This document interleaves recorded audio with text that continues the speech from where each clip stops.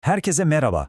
Evimize aldığımız o güzel bitkiler sadece dekorasyon mu yoksa gerçekten de havamızı temizliyorlar mı? Bu son zamanlarda çok duyduğumuz bir iddia.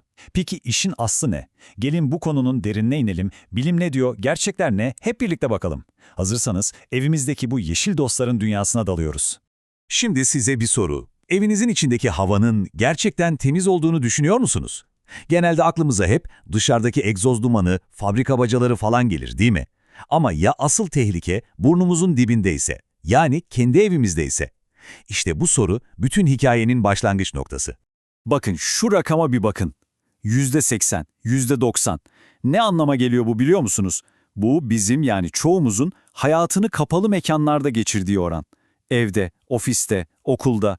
Düşünsenize ömrümüzün neredeyse tamamı dört duvar arasında geçiyor. Hal böyle olunca o dört duvar arasında soluduğumuz havanın kalitesi işte bu sağlığımız için hayati bir mesele haline geliyor. O zaman ilk durağımız içerideki gizli tehlike, yani evlerimizdeki hava kirliliği. Evet, yanlış duymadınız.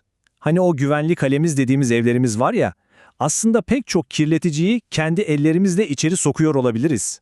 Peki nereden geliyor bu kirlilik? Aslında tam da günlük hayatımızın içinden. O yeni aldığınız mobilya, duvarları boyadığınız o boya, temizlik için kullandığınız malzemeler, hatta o romantik akşam için yaktığınız mumlar bile hepsi havaya uçucu organik bileşikler, yani kısaca UOB'ler salıyor. Formaldehit, benzen gibi isimleri ürkütücü gelen ama aslında çok yaygın olan görünmez kimyasallardan bahsediyoruz. Farkında bile olmadan bunları soluyoruz. Peki solutsak ne olur ki demeyin. İşte işin ciddileştiği yer burası. Bu kirleticiler astım, alerji gibi zaten var olan sorunları tetikleyebiliyor.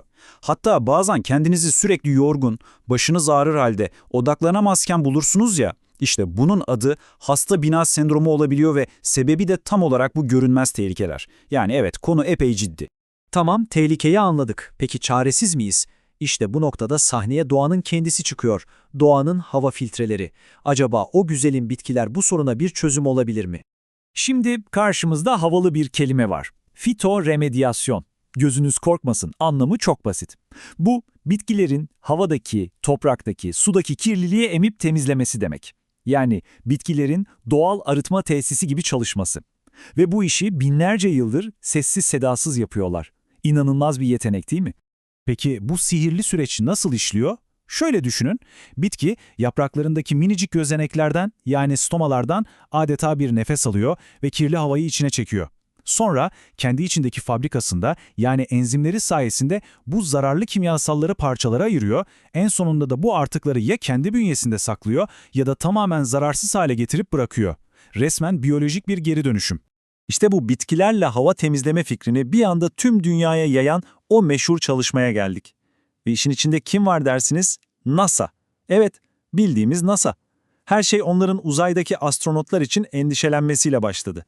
İşte o meşhur bulgu da tam olarak bu. 1980'lerde NASA, uzay istasyonları gibi tamamen kapalı, havasız ortamlarda havayı nasıl temiz tutarız diye kafa yorarken cevabı bitkilerde buluyor.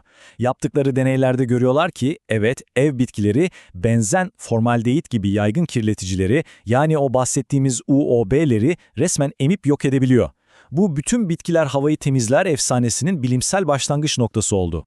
NASA'nın bu çalışmasında bazı bitkiler resmen yıldızlaştı. İşte o yıldızlardan birkaçı. Mesela hepimizin bildiği, bakımı da çok kolay olan paşa kılıcı, benzen ve formaldehiti temizlemede bir numara.